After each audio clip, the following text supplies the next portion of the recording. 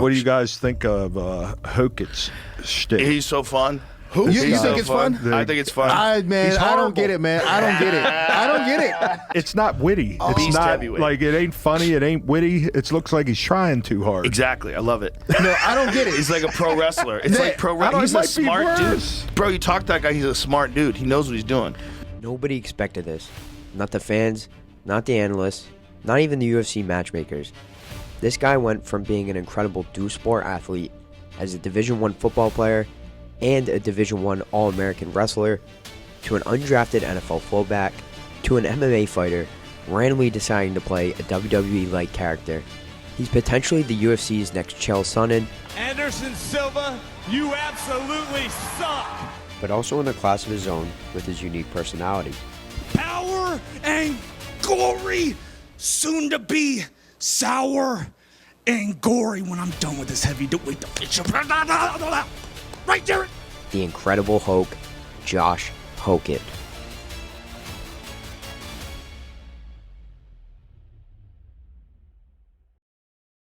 Hokit came from two sports that construct damn near superhumans. Sports that represent explosive power, raw athleticism, and pure aggression, just like he fights. The 28-year-old began his athletic career in high school, where he played football in the sport that's surely the best base for modern-day mixed martial arts, wrestling. While playing football all year round, Hokit also became a D1 All-American wrestler in basically 2 months. And I don't think most people understand how incredible that is, given college football is nearly a full-time job. Hokit actually took on Bo Nickel in the NCAA championships, while he also played football as a tight end and fullback in college at Fresno State. He earned NWCA second-team All-American honors and even landed a couple of practice squad stints in the NFL with the San Francisco 49ers and the Arizona Cardinals as a fullback. Everything changed in Hokit's life when the Cardinals waived him in August of 2022. Hokit decided to make a full-time transition to MMA and made his professional debut just 7 months later. Hokit fought his first 2 fights already at a high level for Bellator, finishing both fights by submission.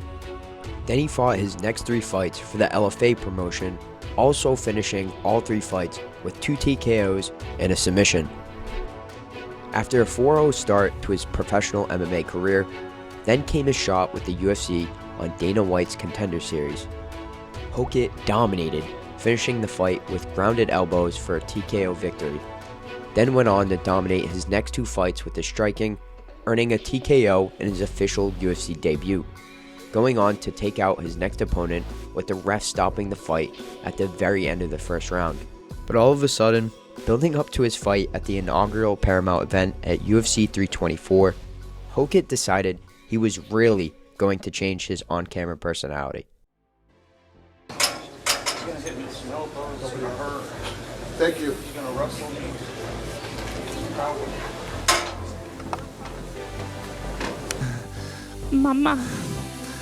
Mama, you know who the best is, Mama? The Incredible Hulk's the best, Mama. I'm gonna saw off his head and put it on Alex Pereira's body. Hokit's character and theatrics really started to take off. He would have multiple split personalities, just like Mick Foley did in the WWE. Mick Foley played Cactus Jack, Dude Love, Mankind, just like Hokit is doing right now with himself. Hokit has played a scared and insecure character, a crazy Hulk Hogan character. I'm the talk of the town, the USA sound, the most profound. A Mexican gangster, The down bato's back, homie. and some character where he tried rizzing up Laura Sanko.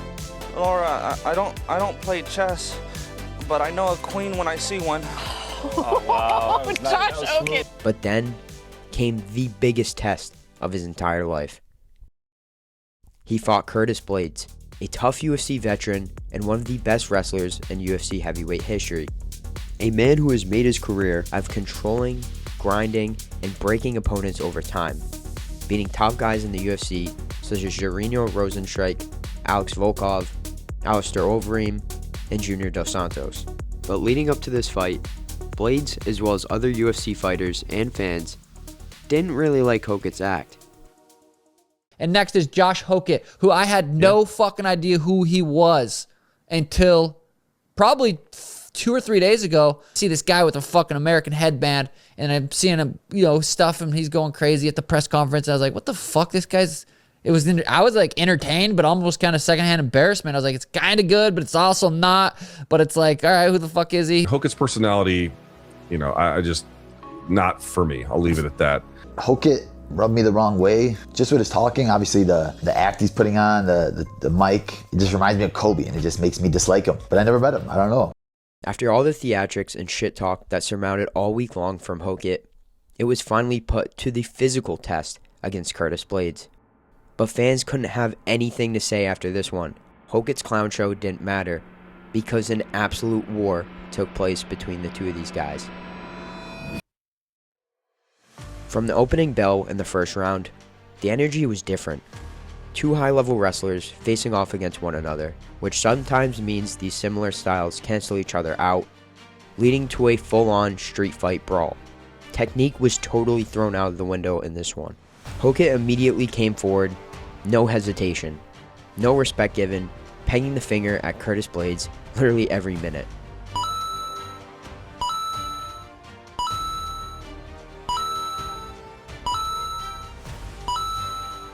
Both guys just throwing.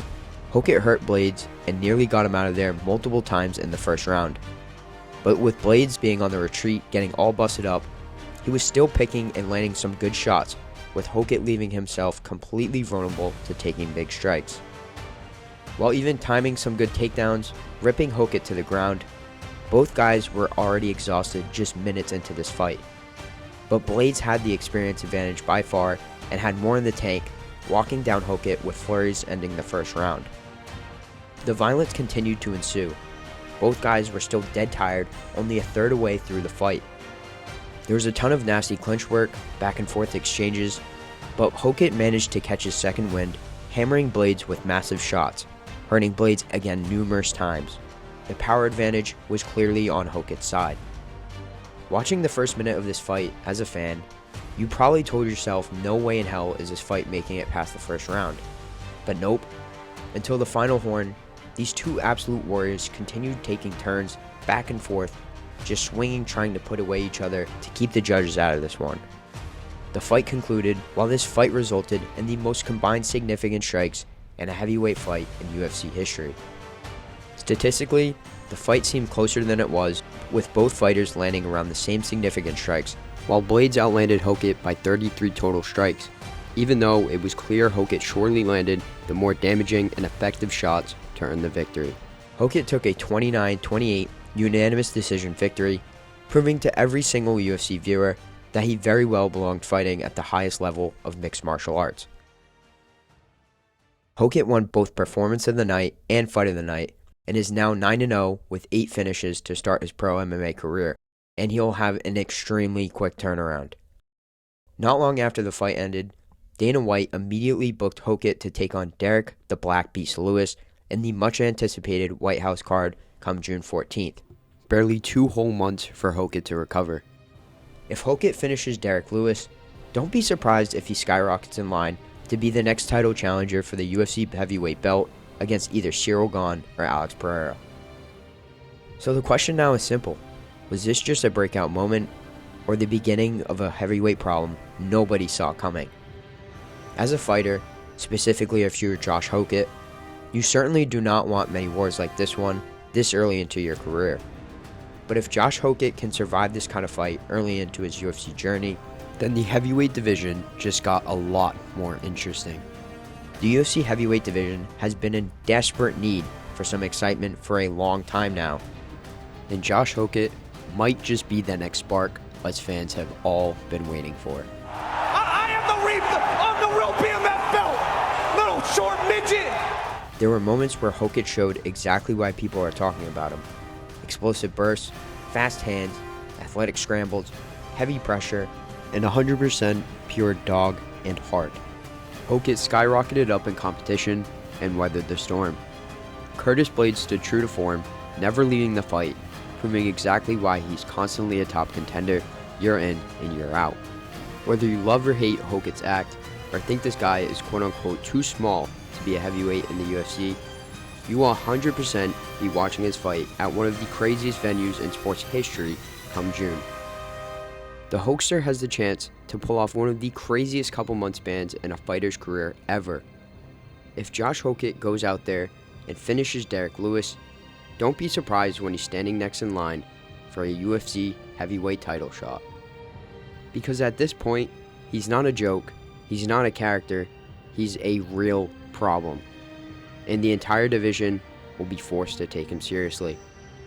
Ladies and gentlemen, Josh Hokit could very well be the UFC's next superstar. I mean, I would think I'm kind of an aware person. I kind of see the writing on the wall of where things are going, and I'm just here to make money. And when you sit down and you look at ways to do that and how to maximize your opportunities, I mean, you have to do this. You got to be remembered in some way or another.